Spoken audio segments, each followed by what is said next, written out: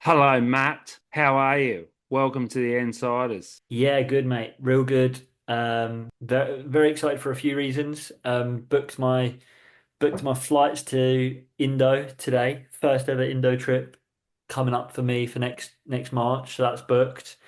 And we're also just off the back of speaking to a very special guest, which we'll dive into a little bit more in a few minutes' time. But I'm good. How are you?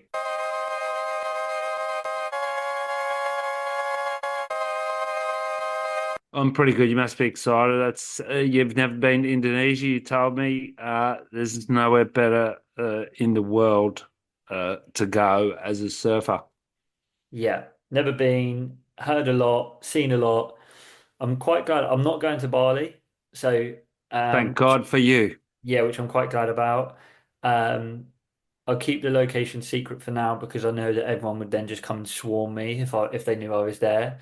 A bit like Kelly when he was in France.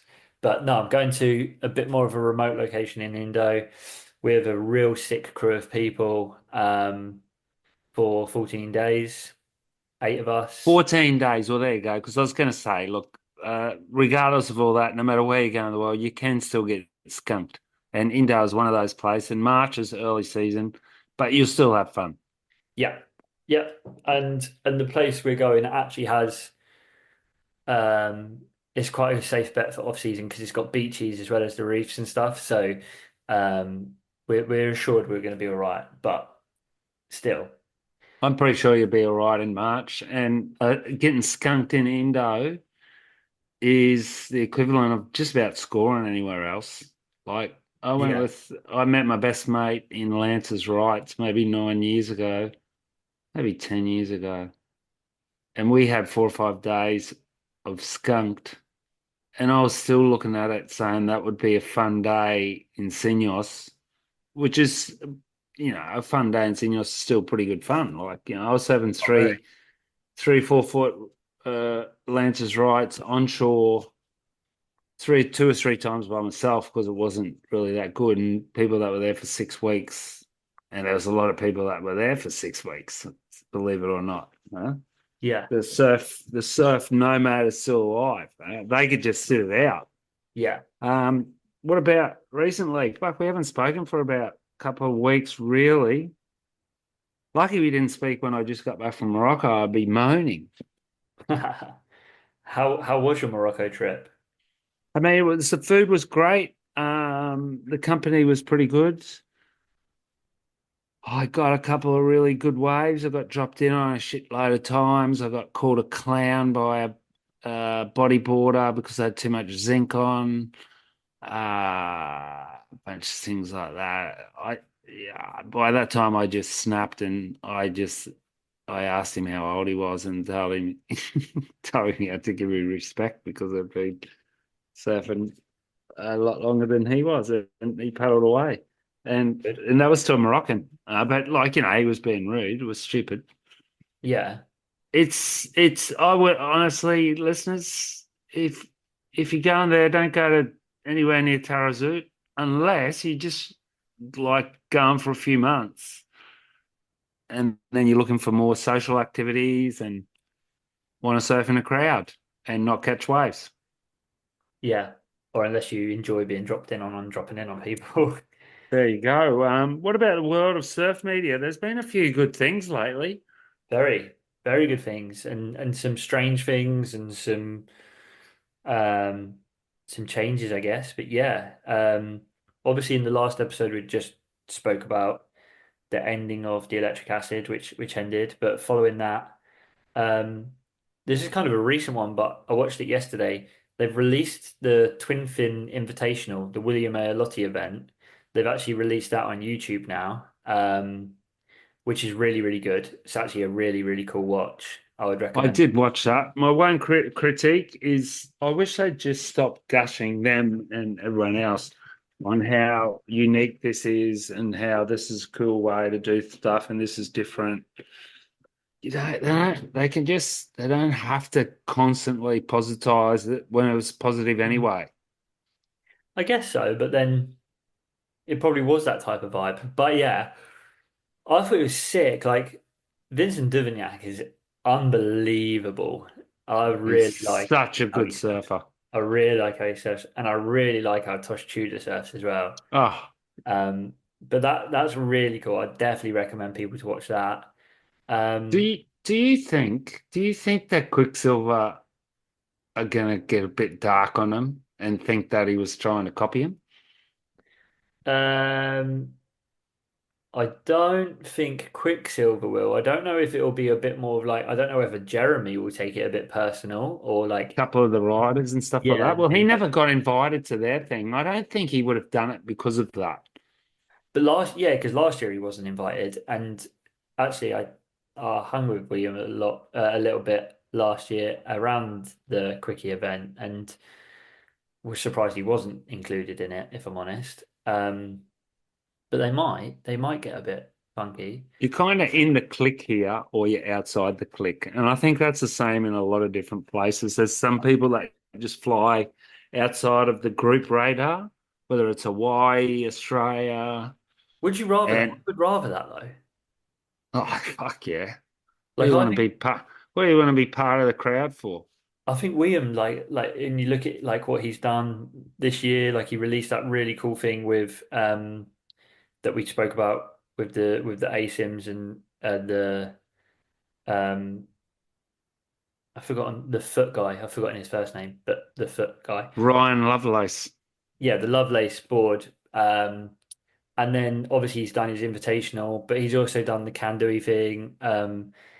He's had a pretty hell year, and He's had a pretty hell career, really. yeah, Like I met him. I'll try and get him on. I met him when he was. I told you that story, didn't I? I met him when he was just a little kid mm, in his island, Saint Martin, which is in the French Caribbean. It's a half French, half Dutch island, and this guy wanted me to sponsor him because he thought I was belly, basically, and it wasn't. But anyway, yeah, I went surfing with him, and there's this left reef reform wave in a bay called Galleon. And I went out with him on the boat. And before we got out there, he just jumped off the boat, paddled straight out. And on his first wave, he landed two 360 airs. He was like 14, both of them landed. There was no pressure. Boom. yeah. And he gives that kind of like when I met him last year, he's super nice, like no ego at all, carries himself really well, really quite unassuming, and then he paddles out and he goes nuts. He always wears black too. He always wears black clothes. I That's dig that. that's our type of guy, isn't he? He's like Isn't it? I love that. I Always want to. I said the other day I was only going to wear black jeans for the whole rest of winter. don't think I've not wore I couldn't tell you the last time I didn't wear black leg wear, like whether it was shorts or trousers. And yeah, pretty much every other piece of clothing I own is almost everything black, which I just prefer. Um, yeah, William's a real cool guy. What else have you picked up on? I tell you what, I wanted to have a bit of a bitch. I said to you about that when I was in Morocco, when I just saw that kind of thing with social media that actually, whether it was a slip or a leak or whatever, that Jamie actually knew that they were giving him a Yeah, slot back in the comp after they'd said he wasn't in the comp and he still released his thing. And I just felt a little bit duped. Felt a little bit like we'd gone out on a limb and said, "Oh, that was crazy for doing this and that." When he was ended up being in the comp anyway, even though I will stand by the fact that they were absolutely had rocks in their head for not like but putting him in. it turns out like Stab done a re sometimes I think Stab um I get a little bit of a issue with Stab because I'm like, just tell the truth, like be really like fuck the money, like be truthful. Obviously, it's well Oh, easy, they just wanted to be sensational, man. They just wanted to be but they sensational. didn't on this one. On the podcast, they they could have jumped on board it and they didn't. They actually they didn't put a fire on it. They basically told the truth, which just it kind of when you heard the truth on it, it kind of made the whole story disappointing because basically they explained that last year Jamie said, "Oh, I shouldn't really be doing these events anymore." He So, basically there you go. he said See, he was too old, and he said last year, "I would rather someone else get the opportunity to do it." And then this year, when he released his whole rant and when he was calling them kooks, he was already in and he knew he was in the event, and they blew the lid on that. And I thought it was good from Stab. But I get your point. The one thing I thought you was going to bitch about them, which is something that I was going to bring up for people to watch and obviously have your own opinion on. But it's no secret either that I'm a big fan of the Red Bull No Contest with Ashton Goggins. Like I think they're really, really, really, really good. But they are pretty good. the latest one I thought was terrible. Honolulu. Yeah, I didn't like it at all. Yeah, it's a bit fake. It's a It bit felt like it was a bit contrived.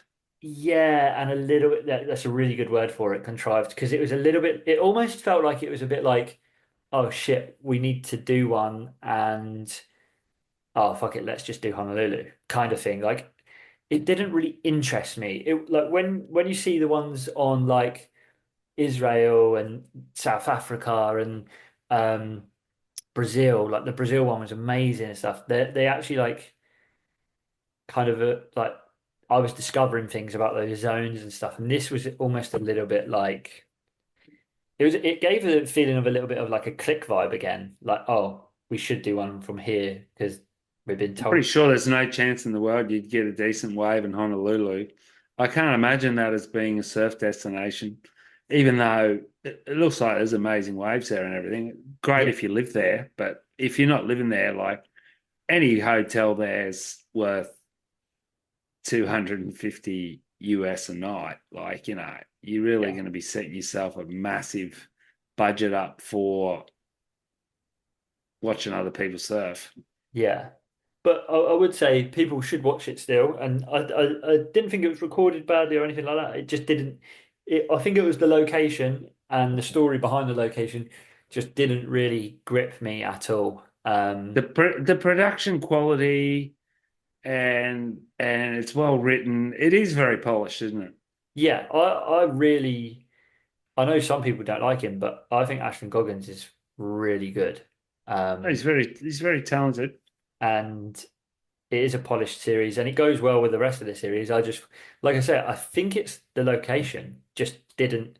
There just wasn't enough to grip me, but and that's only me. Um, but yeah, what else? I haven't yet watched it, but I Eitan tell you Osborne, what, sorry, here you go.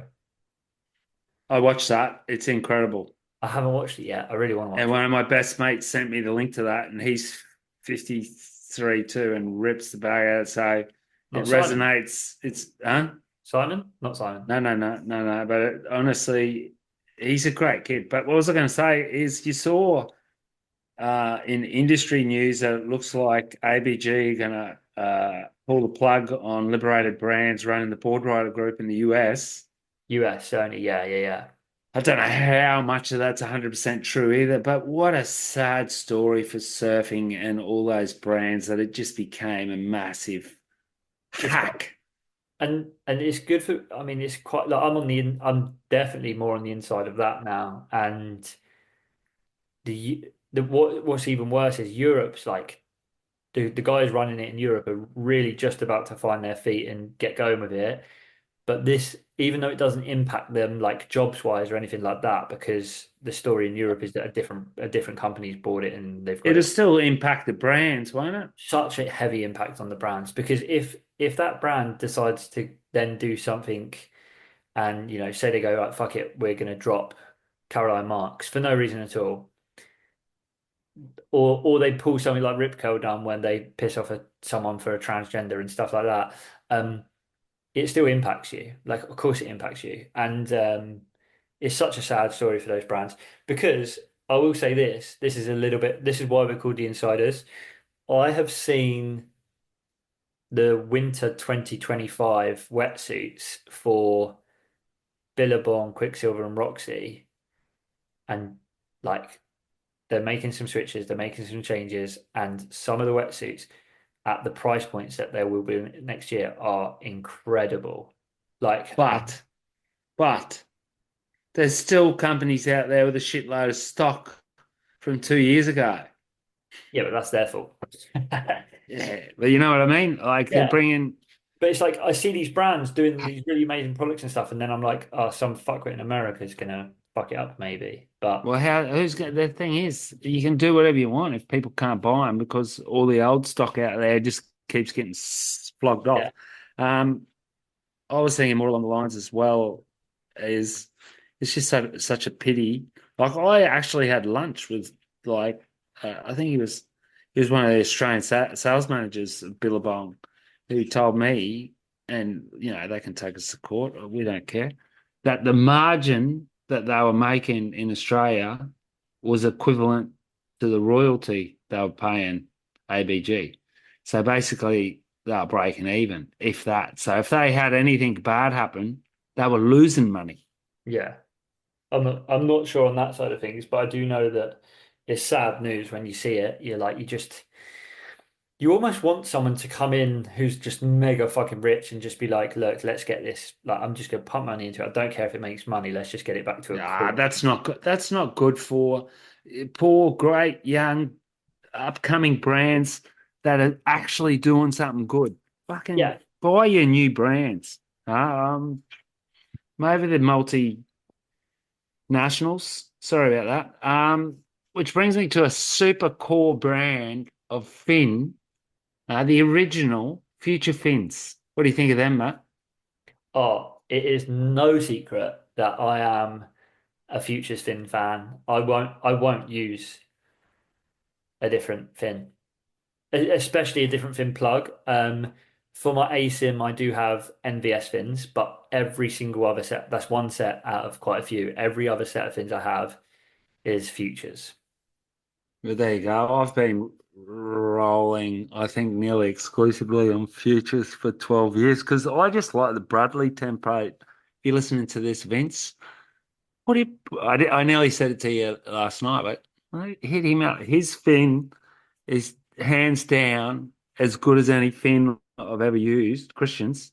And we had three sizes there at Euroglass, small, medium, and large. So I kind of was stocked up for many years, but I've also got a few S wings. I've got those other ones as well that I sent you a picture of. The Rasta quads, which are insane. And as much as I don't like twins, I really am intrigued to try his new reverse twin, Me too. which basically means he changed the cant, was it? You explain it. You're a tech Yeah. dude.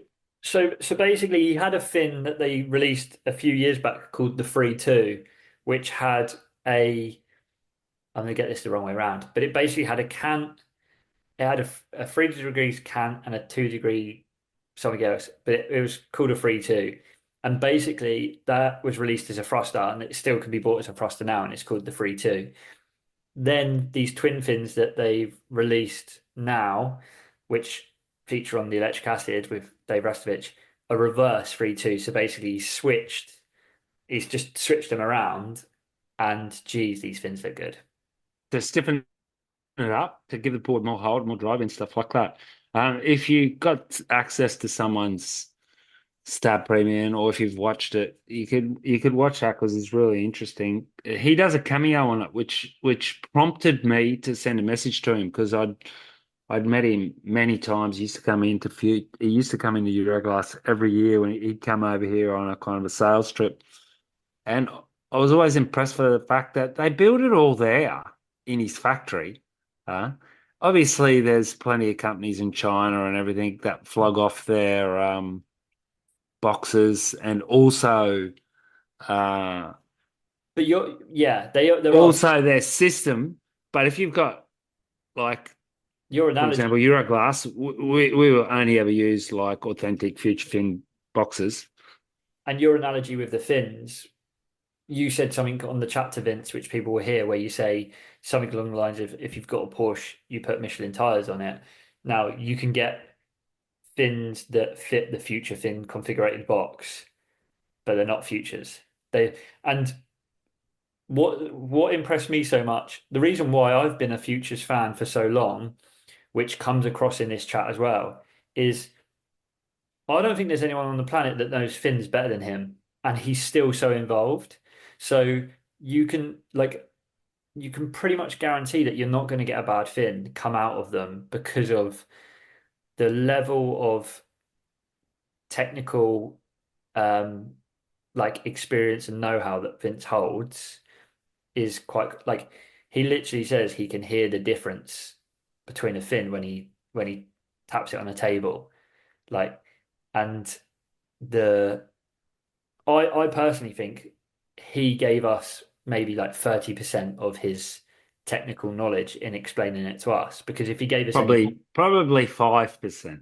yeah, if he gave us any more than that, we would just like there was a couple of points people were going to hear it. There's a couple of points where he said something and I can't reply straight away because I'm still processing what he said because he still says it in a technical way.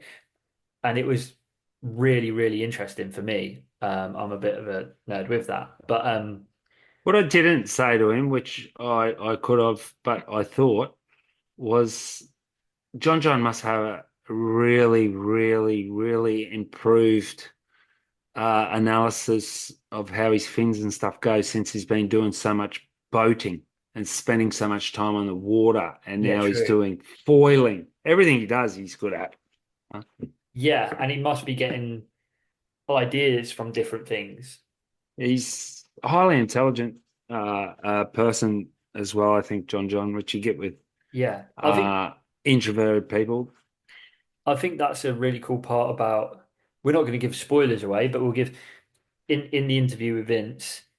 There's a really good passage that he talks about John and his nature and how he works and how meticulous he is and what it's like to work with John from Future's point of view, which I thought was fascinating. And I would say people listen to that. I also thought it was fascinating. We won't say how long, but he tells us how long it takes him to make a set of fins, um, which was quite Well, intriguing. let's let's let's let's talk to the man. Let's dive in. I'll let you introduce him, Daz, because he was your hookup. Um, Vince from Future Fins. I don't know his family name. I met him 17 years ago. He's the president and of Future Fins, and he's going to talk to us tonight. Here he is. Enjoy, people.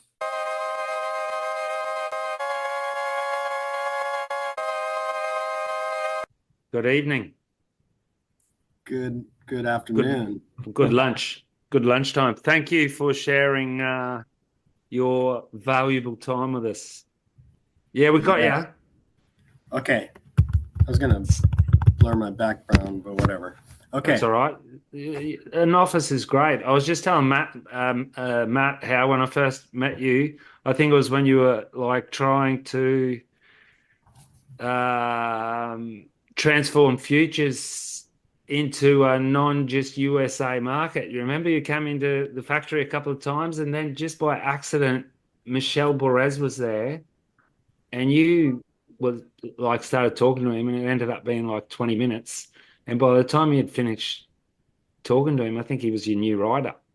Yeah, I think so. You remember the car I had? No, what was it? What was it? Yeah, I think it was you that was giving me the hard time, or Bradley. maybe it was Bradley. But I was driving around in one of those little tiny French cars, and the doors didn't work or they didn't lock. I pulled up, and you told. I think it was you telling me I was looking like a local. People were trying to speak French to me every time I pulled up somewhere. Did someone lend you the car or was it a hire? Yeah, no, I borrowed the car from a friend named David. He's And cool. and and then within 2 or 3 years, you kind of it started really opening up over here, didn't it? Yeah, I think that was when I was actually going there to kind of look at the distribution, and that's when I met Cedric. Actually, yeah. So I think that was a trip where where I met Cedric, and then we started working with Cedric right after that. We kind of jumped on the bandwagon in that like next because it took us a little bit of time too. You understood at the time we were like a semi-Australian company, and FCS was always really big in Australia. But we had a couple of issues with them when they did a deal with Channel Islands at the time, and I think Belly just said, "Fuck it, let's go futures," and we did a lot. Yeah, I think I remember that, and that's usually the case. That was the thing. I mean, come on, in 2000 they owned 90% of the market. So any sort of market share we got, it was off of them. So after this, I'll let Matt, my illustrious partner, who's becoming European's premier surf consultant, take the thing. But we didn't pay you to come on here tonight because we are what you could say is old friends or old acquaintances. My first question was, uh, I thought about getting you on before I saw you on the electric acid tests, Yep. but was that organic or did you guys have to sponsor it up a little bit, the show to get a cameo on there? No, that was truly organic because I was working on the new models. I was kind of revitalizing some of those older designs, and they had told me I had found out that they were doing something with Rasta, and Rasta was going to be writing all these boards, and I thought, oh, perfect time to give them some of the new fins. So we gave them a couple sets, and um, the where we were trying what we would call the regular 3.2, and then we reversed it. That all happened organically. And do you, talking about the electric acid, I'm just going to jump in there. It's a pleasure to talk to you. Um, Afterwards, there's a lot of talk about the board, but one of the things that I noticed, so we reviewed it like we chat weekly, and the Lovelace board in the first episode looked the worst board. It looked slow and sluggish. And then the only thing that changed to the actual board was that Rasta painted it or sprayed it, but the actual change was your fins. And the board completely transformed. But still, like the noise is more still so about the board. And really for me, when I've been talking to a few friends about the episodes and the winner, I've said, oh, the fins are the winner. But I how agree. but like I'm biased. yeah, but obviously you're in a way a bias. But there's sometimes there's sometimes a frustration creep in when you hear people like they get a board and they don't like the board and they change the board and you go, oh, what fins did you try in it? And they tell you, oh, just these. And you're like, well, did you not bother experimenting with your fins before writing this board off? Because we've just watched one of the best surfers on the planet pretty much put a board in the bin and then bring it back out and then it crowned it the best of X amount of boards purely because a change of fin. Yeah, it really matched that fin tech, that fin design. Yeah. Yeah, and the question was, is it frustrating? I mean, yes, in some ways, fin, the fact that the market or the consumer or the surfer really doesn't give the play that the fins really deserve is a bit frustrating. But at the same time, I get it. I understand. Fins are confusing. And, so many guys are talking about boards and rocker, and there's so many different aspects of a board design. And then you put it on top of a fin design, which, there's 180 SKUs in our line, Mm. 180 different types of fin. I get it. It's a bit confusing. Yeah. So I understand, and that's been, a 26, 28-year long process of trying to not only myself I learn about the fins, and then bringing whatever I learn about the fins over these 28 years and trying to dissolve it down into understandable characteristics. And that's really what we've been trying to do for many, many years. What sort of surfboard are you riding at the moment? I have been, because I've been working on whatever fin I'm working on, that's typically I'm either riding a thruster or a quad. And right now it has been the twins. And I'm still on the twin 2+1. And I went from, I had this killer Rusty, which was a straight twin when we were first developing the reverse 3.2. And then I also have a Timmy Patterson, one of his S twins, which I found to be probably one of the best travel boards over the last few years that I've come across. And then now I just got the Tim Stamp Spark Plug, which is also a 2+1. And then I've had some Mayhems mixed in there. But yeah, I try and really ride some different designs when I'm working on a fin, just to see how it goes with the different designs. Is I've lost it. Is it commercialized yet, this fin? Yeah, the Yeah. the reverse 3.2 is commercialized. It's in, and we brought it out in alpha material, so you don't have to go and spend $180 or whatever. It's under $100, and you can really feel the difference. And that's what it's called, reverse 3.2. Reverse 32, yeah, and we're planning on bringing out the exact fin that's in that Rasta was surfing, the fiberglass one, and we're working on making a bunch of those and release that to the market. And that will be the Rasta Reverse 32. That was one of my questions, is because I've seen had them in my hand, the reverse 3.2 in the alphas. And for anyone listening, it's not only a very, very good fin construction, it's also made from like recycled fishing nets, basically, isn't it? Like ghost nets, which is obviously like that ties into the Rasta thing as well. But I I saw them, and I was like, oh, I'd love a really like stiff pair of these as well. Yeah, So I had that as a question. So that's a good note that I can add that on a wish list to make sure I get my hands on a set. yeah. I mean that the alpha is a great material. I mean, like you said, it is a recycled fish net out of Chile, out of South America.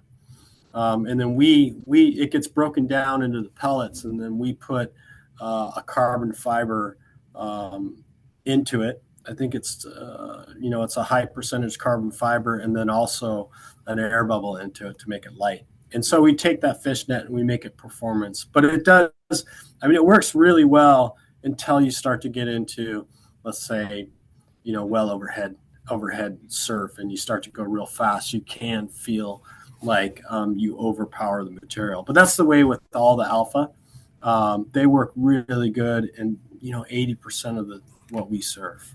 Yeah, I used to sell them, and I used to sell a lot of them because they're actually a much better fin for 90% of surfers because they're actually more forgiving and you get a bit more I used to feel like I got a bit more twang and a bit more flex from a fin where I don't do a turn like Ethan Ewing. And Right. so with a really, really stiff fin, it's sometimes you go to do a turn and your board's just like nope because the fins are just like, whereas on the alphas it felt like I had a more forgiving fin that was still the performance that I could match to that fin. So I found it a highly successful fin for a lot of surfers, and I would recommend more people surfing that than the stiffer like glass fins, unless you are like really tweaking your board. I Yeah, guess as well, a twin's not necessarily for overhead plus waves anyway, even though some people do. yeah, Primarily, it's more small, mid to mid range waves, isn't it? yeah. I mean, typically most guys are taking out their twins in their, in a gravel session. When the waves tend to be a lot less powerful. And you look at when you look at the twins. most of the twins on the market have a little bit wider nose and less nose rocker for that entry and getting into weaker waves. But the design of the reverse 3.2, and this is the good part about it, is that you can surf that fin in much better waves because it tends to push back on you when you push. Like, for instance, most twin fins or 2+1s, backside you overpower. A lot of times you can really push hard at the top of the wave and you can break it free. With the reverse 3.2, it tends to hold it in a lot better, and you can push really hard like you can on a thruster, but you still get that initial speed and that flow of a twin fin. And I think that's what really makes this fin different, and that's why I want to come out with it in a much different version, the Rasta version, and that way it can be surfed in much bigger waves and more performance. Do you get the same sort of drive and hold then off the bottom, which has always been my problem with twins here? Like, there's not many people riding twins here, obviously in winter, because we're the reverse. 80% of our conditions are overhead. Yeah. And so that's what it really makes a big difference with the twins. You get that easy entry, and then you get a lot of hold off the bottom and off the top when you really cranking the turns. Sounds like a good fin. Yeah, no, I think it's a game changer for twins for sure. I thought you guys came. I thought, honestly, man, I thought the Finn came out as a winner out of that series. Obviously, they're not gonna push it as the winner because it's a board test. But the fact that you got a cameo on there and they spent all that time talking about it, did you see an immediate response to it commercially or even in emails from any of you? Yeah, I mean, I got a bunch of texts. I had, guys, and we saw a big jump in the fin sale in that particular model. A lot of orders in that particular model. And I think once we come out, there's a stigma to an injection grade, especially, Europe maybe a little bit less, but in Australia, Hawaii, the U.S., there's a stigma to an injection grade fin, and it goes all the way back to, late 90s when those fins were so bad. They're made out of nylon and there was no carbon fiber. It was just glass, and a black plastic fin is terrible, right? So it's got to overcome that, which I get it, and that's why we're going to bring it out in different materials. But it's a good starter. It's a good, hey, this fin, this tech, this design is really works well. I spent 17 years telling people that if you've got a Porsche, you won't put Michelin tires on it. So it was always hard to then say, yeah, it's a great fin, which sometimes you would have to say, and it might be, but when it's good, but it'll never be better than a fiberglass fin or all the different stiffer constructions in my opinion anyway. Yeah, the resin transfer molding or the hand laid up glass, or now the latest technology that we have, which is the vapor core. All those are much better. A lot of it has to do with when you talk about flex, there's two aspects of flex. There's you push on it and it moves a certain distance, and then you push on it, it moves a certain distance, and it comes back at a certain speed. So the reason why you're paying, and a lot of times why we put carbon in the fin, is for that resonance, that return speed, because that makes all the difference. And like Matt was saying, you need a little bit of give, and especially for your average surfers, you want a little bit of give in the fin. It makes it easier for them to pull around. But as you get better and better, you want that return rate to come back super quick. Faster your return rate, the faster the board comes up under you. And that's why when you look at our fin line, and we got fins for 85 versus 160, it really has to do with that construction and the return rate and the weight itself of the fin. That's what makes a big difference. Less delayed reaction. Less delayed reaction, right. And we'll call it resonance. So if you take a fin, um, and you tap the fin on a table, you can hear the different resonance in the fin. And typically, if You it's can a hear. lot tingier, it's going to come back a lot quicker. Back when we were first developing RTM, it was a way to tell. You drop the fin on the ground, and you could tell whether you have a good solid bond between all the layers, just by the sound.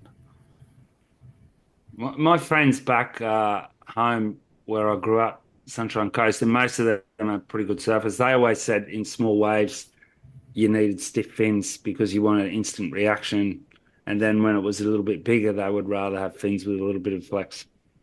Yeah, yeah, there is that there is that thought too. Like some of the stuff I work with John, that's not what we tell people. Uh, so for instance, um, the black stick is a great example of this because it's great in small waves. It has an inside foil, and it's probably the most flex out of all the fins that we sell, but it's got a very high return rate. So it comes back super quick. So back in the day, your friends in the Sunshine Coast, they didn't have access to all the different constructions that we have now, and so they're playing with that sort of hand laid up glass. Yeah, it Right? was a pretty Yeah. archaic comparison, but it was just more of a Yeah. generality. I think Yeah. most of them got more access to the fins than anyone else because of how much money they make. And the Sunshine Coast, right? Yeah. Yeah, and the other thing that I used to um, find, it's a little bit like what Darren was saying as well, is you hear people write off like so you hear people write off like themselves and say, "Oh, I won't notice the difference between a fin because I don't surf good." And I'll be completely honest, I was one of those people about 7 years ago. I was like, "Nah, doesn't matter what fin I ride. Like I'm not that good," kind of thing. And then someone was like, "No, you will notice," and I changed fins, and that was like a spark. And I was like, "Wow!" Like, and again, that something that as a company, as a brand, and obviously someone who is just absolutely in depth with fin knowledge that makes you want to shake people when you hear that. No, I mean that I've been hearing that for a long, long time. My response is that if you can make a bottom turn and connect it with the top turn, just one bottom turn, go into the top turn, you will absolutely tell the difference between fins. Yeah, If you're not doing that, yeah, sure, just stick anything on there that has the right flex, and you'll be okay. Don't put one of those soft gooey fins, and that's terrible, So right? I was about to say that because I've got a surf camp, I've got a lot of beginners, and dead set. That's the big problem with most softboards is they've got the gooey fins Yeah. because people are going to beach them. But as soon as you get one of those softboards, and some of them have got different fin systems where you can put a stiffer fin in, as soon as you can do something like that, the boards sometimes actually surf not too bad. Yeah, yeah, and that's it. So when you look at when we're just going to talk fins on an overview, there's basically three characteristics, right? You've got the template, which we can throw size in there, whether and then the rake or whatever. So you just got basically the overall shape of the fin. Um, then you have the foil of the fin. If we're going to cut the fin in half, and you look at what the cross section is and how it separates the water and comes back, that's the foil. And the next is the flex. Out of all three of those, flex is the most important.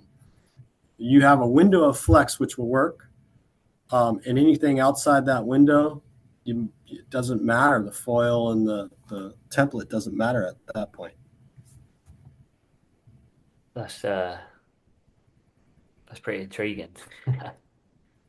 Did you mentioned the ultimate guru before? How long have you been working with John? Since he was a little kid, And Wow. as a little kid, that was kind of interesting too, because that was around the time when we developed all the vectors and stuff. And I remember when we were doing that, and we sent him a small little version of it to Hawaii. And you remember Tim? Yeah, yep. Okay, so Tim happened to be there, gave him the fins, and it was Kelly Slater who told him, "Yeah, don't ride that foiled stuff. Just stick with the flat." That was, and so that was kind of defined all the way up until he got on tour, because it was really straightforward. And then once he got hurt, that's when we went into everything. And so I was able to go get with them, and we went through foil, template, and flex, and we got him trying a whole bunch of different stuff. And then that's where he's at now. Is he's very he's very into it as far as all the details of the foil, details of the flex, and how it flexes. And so he's by far and away, he thinks about it, all of it, a lot. And he's super, and he tries everything, and he's meticulous. He writes notes about what he tries to come back. It's been, as a designer, it's unreal, right? Because part of the biggest problem with working with the team writers is the language. There's no real language for, what it's fast, it's loose, it's stiff, right? So you got to get past. It was good. Well, how did he say stiff? How did he say fast? Yeah. Going and working with all these different guys, they're all on kind of a different level of how they describe what they feel, what they want it to look like, and then their understanding. First I would say the guys that I think are best for me are the ones with a very established relationship with their board builder. If they're real, like John, right? John and John have been together, forever. And so he's super comfortable with his board designs. So we can get into the fin designs, and he'll go out and try 4 or 5 different fin designs, and then come back, and then we'll nail one, whether it be foil or whatever, and then we'll go far into that. So do you sell more John Johns or Rastas? Rasta's up there, but I think John's probably the number one with the different SKUs we have. But Dave's always been, ever since, because Dave's fins was, and they went into it a little bit in the stab, he was the first one to really adopt the foiled fins. And so Dave's fins are, when you go and you're new to the fin world and you're going to try different fins, when you go and you look at, let's say, our quads, his fins all have foils.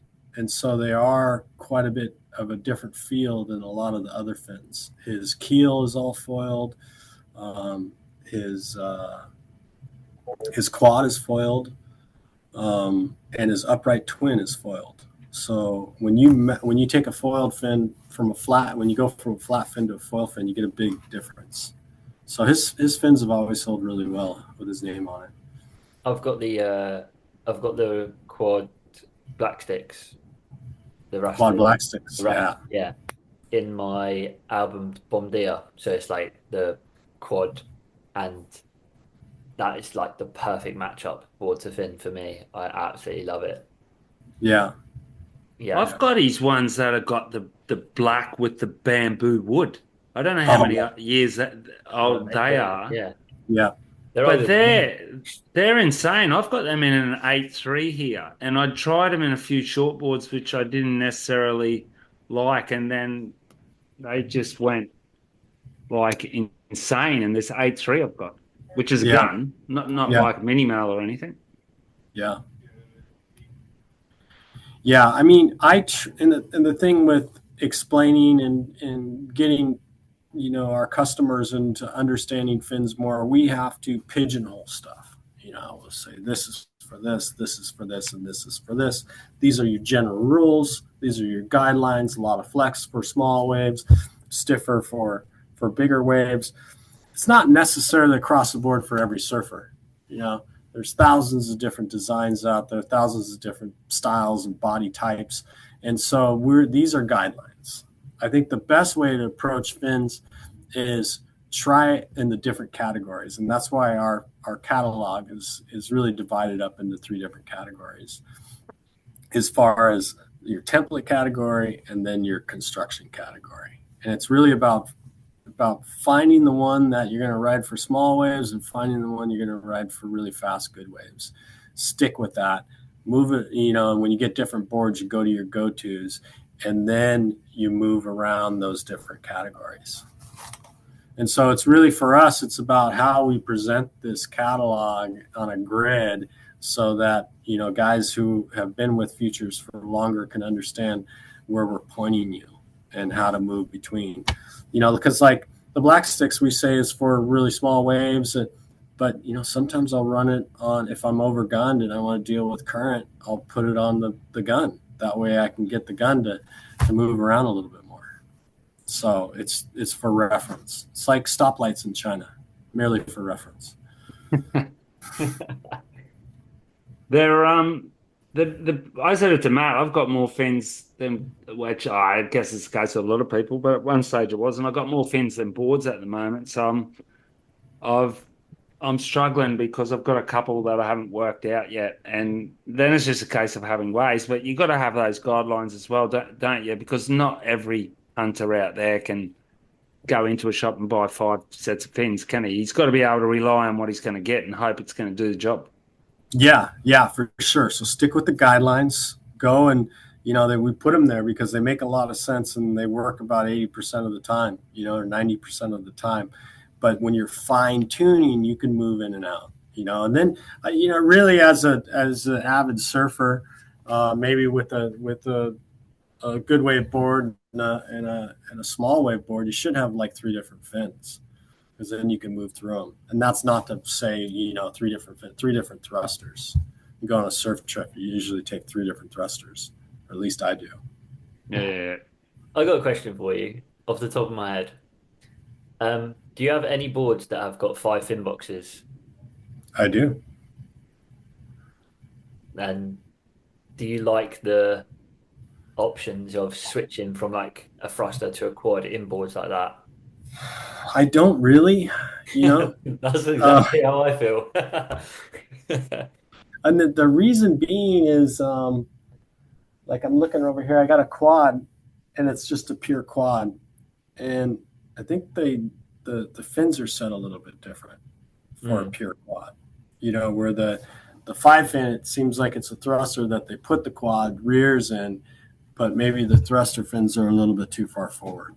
Yeah. It's not in every case, but some might work better as a quad, some might work better. But typically, if it's a 5 fin, usually the thruster is the go-to. Yeah, Yeah, that's a rule of thumb, nearly. I think that was one of the big problems. We started doing the 5 fins everywhere because Kelly was doing them, and you wanted to give people the option. But that was early in that transition. Remember when the quads become popular, and now I think it's probably got to a stage where people actually do understand whether they like a thruster or a quad and what sort of board they like them in. Yeah, it was good for a time, which was great for us because instead of selling 3 boxes, we're selling 5. And It's a so shit fight. yeah, so if I wasn't going to be honest, I'd say go 5 fins all the time. But to be honest, I think really it's either a thruster or a quad, and I think the fin placement matters. When I was saying there's 3 characteristics, that we at Futures think about and control. There's also 3 other ones, right? There's where the fin is set according to the tail and the rail, right? And then you've got your toe in, and then you've got your cant. And a lot of that's up to the manufacturer. So you got the 6 or 7 different characteristics or variables when it comes to where the fins are at on the board and how they're working. yeah, that makes complete sense. And Get out a lot. We're about 2 minutes off, Matt. If you can give us this is your final question. My final question would be, geez, I think that last one was what I was cooked on the last one because that was the last like cheeky one that I had. Yeah. What's going to be the best selling fin for 2025 then, Vince? 2025 best-selling fin. Well, I haven't come out with it yet, right? So I you bet think you reckon that twin's going to be the one? a twin's going to be good, but when you look at the market, there's more thrusters in the market than there's twins. So Yeah, I don't yeah. think a twin can be my bestseller. I think that's going to be one of the probably the best-selling twin. I think when I look at what's out in the market right now, I think the John Vapor Core Scimitar. Yeah, That one is a really good one. that'll be the best selling. That's literally what I was about to say. That will be the best selling fin next year. Yeah, Sounds that one's good. sounds like a ninja weapon. It kind of looks like a ninja weapon.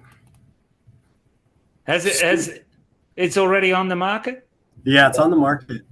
I don't have one here. It looks really cool. It's black with like silver, like Did quite a square did tip. did he Super. surf that at Trestles when he won? That one, no. So that one, he only rides that one when it's small and Yeah, he's Okay. trying to get speed. But for the general public, the general surfer, they're riding in everything. Okay. And that one, the story behind that one is he showed up. There's a little video in one of the Parallel C videos, but he showed up to prepare for the Olympics, and they thought they were going to Japan, and they thought it was going to be super small, so he needed to work out his board design for the Olympics. So he showed up with a couple boards here in Huntington. It was super flat, and over 5 days, he was surfing really shitty Newport, Huntington, just looking for the shittiest waves that he could find, and rip them. By the way, I went down there and watched him. It was pretty unreal what he was doing. But yeah, so we started out with one fin, and every day we did a different prototype, and we kept changing it every day. So he'd tell me what he wanted and how we wanted to change it, and then we go and we change it, and we started out with flat foil and a weird template, and then we changed the template, and then we changed the foil, and we changed the flex, and that's where we ended up. And so that fin right there, that Scimitar, was what after 5 days of testing where we ended up for his small waves. And it's definitely a different fin. When you put it on the board, it changes the board for sure. Really thick foil, really stiff, and lightweight. Exciting. So how quickly can you yeah, how like for John, how quickly could you make a set of fins? I mean, I could, if design, if the design's pretty straightforward, and that's really probably takes the longest, is just laboring over the decisions that you make on the design. Yeah. But if we got the design done, I mean, we could go back and put it into a file format, write the code, and we have the blanks. Would just cut it, and it would take probably 10-15 minutes to get it coded up, and then another hour to cut, and then maybe another half hour to fine tune and finish.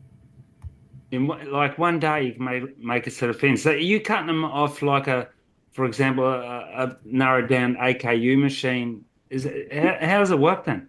Yeah, so we use industrial CNCs, so we have 3 of them back there, and the one that we use for the prototyping is right next to the one we use to cut steel.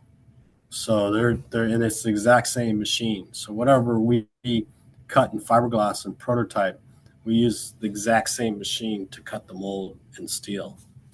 So they're big industrial CNCs. So a prototype would always be in fiberglass then.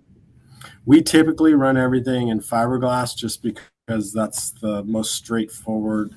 There's no guess on the flex, which creates a little bit of issue. Is one of the reasons why you see a lot of our team riding fiberglass is because we're working on a prototype.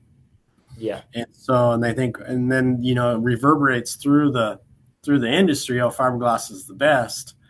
That's not typically the case. That's only what we really use to prototype. And then once we get the prototype, then we want to put it into a construction in which we can control the flex.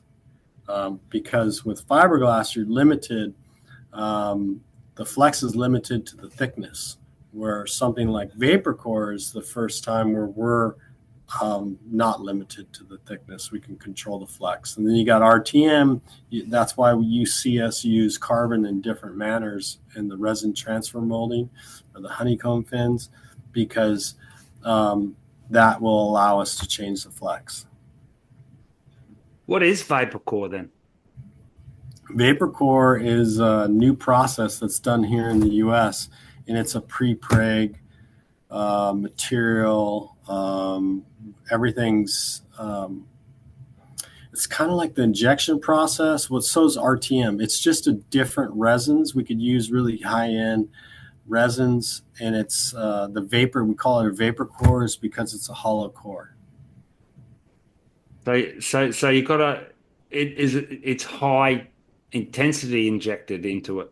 Yeah, super high pressures, really high pressures. And it's got and that's how we get the core to be hollow. It's a void in there because we use really high pressures and the resin's already in the material before we start, which is the pre-preg element of it.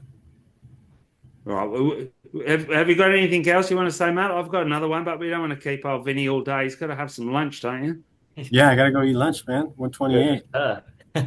How many employees are you sitting on there in your factory and office, Vince? Yeah, I mean, right now, we'll fluctuate with the demand, but right now we've got 20. I think we're at 26 right now, and that's including, in the office here, we're in a real tight crew. As far as marketing and sales, just a few guys, and then admin, I think we got 2 people. But we have production in the back. So we run all the fin boxes for the world in the back here, and then all the alpha fins and all the vapor core fins and some of the glass and all the prototypes. That's how you're staying in business too, keeping it small and tight. Yeah, keep it small and tight. The surf industry, everyone thinks it's so big, but and I know it's fairly small. When you really get down into the weeds, the clothing guys make everyone think it's big, but when you really look at how many boards are produced around the world, it's not very big. It's not. And everyone's trying to do it cheaper and cheaper. And everybody, and that's the problem with the board builders have this problem where there's so many guys that are passionate about surfing and they want to jump into it and they get into it and they're willing to give their stuff away, or make hardly any money. So it makes the really professional guys, keep their stuff valuable. Yeah, definitely. I did have a question quickly before your lunch. It was around something that I love, and it's around ASIMs. So I ride a few ASIMs, luckily from close to you actually, from the guys at Album, and so on a couple of them, like the Bombardier, it's got the fin setup's normal, the tail is just ASIM, but on a couple it's like a quad one side and a twin the other. Have you guys ever played around with like making sets for ASIM boards? Obviously commercially it's not a great thing because you have to make 2. Yeah, I mean it's an offshoot. It's a tiny little market. I think we did do some for Matt. We have done some for different riders, but there's so many fins in our line that really I don't really need to make anything special. You could just pull off the rack and make it work. The reason I asked was because of your knowledge. I thought that would be the answer, and I was thinking, with your knowledge, do you think something like the disorder where it's got a quad one side twin the other, you can just take one twin and then half a quad set, and like because obviously they're not paired to work together when you've designed them. So I wondered if you thought to yourself, well, yeah, you can do that. Yeah, I mean, what you're doing is it comes down to square inches. It comes down to the area of your fin, and then you're taking the fin area. You're taking, let's say you're at most twin fins are up around about between 20 and 25 square inches. And then you look at your quad fronts, we'll say it was 15 square inches and then a 9 square inch, right? So you're taking the same, almost the same amount of square inches, and you put it in different places on the board. What happens though, it's not just that you have this square inches and it's on a different place of the board, but once you put the fins on the different place of the board, it changes the water reaction with the board and how much you could push and where you can push on the tail of the board. Yeah. So it gets a little bit complicated as far as like if you're going to try and really predict what's going to happen, it's best just to go out and move it around and feel it. Sounds like a bit of a rabbit's hole to me. I've surfed one of his ASM once, and I'm just going to leave it alone. It's if you got a lot of time on your hands, it's fun. Yeah, when I get to heaven, and it's just like a perfect point break, I'll be sweet. That's what it is. I mean, it's like for those guys over in, Coolangatta, and they're running down a point break, and they're doing the same bottom turn, the same top turn all down the line. Not here for Huntington. It's not good for you. Or Hossegor. Thanks very much for joining us, Vince. All right, it was good to see you. Maybe I'll see you. I think I'll be over there in March. Hey, you come over, send me a message, and you come and have an acai. All right, I'll visit your little place there. It might be a bit cold. Have a good afternoon. Thanks, bro. Thanks so much for your time. Take care, guys. Nice meeting you, man. Cheers. Take care.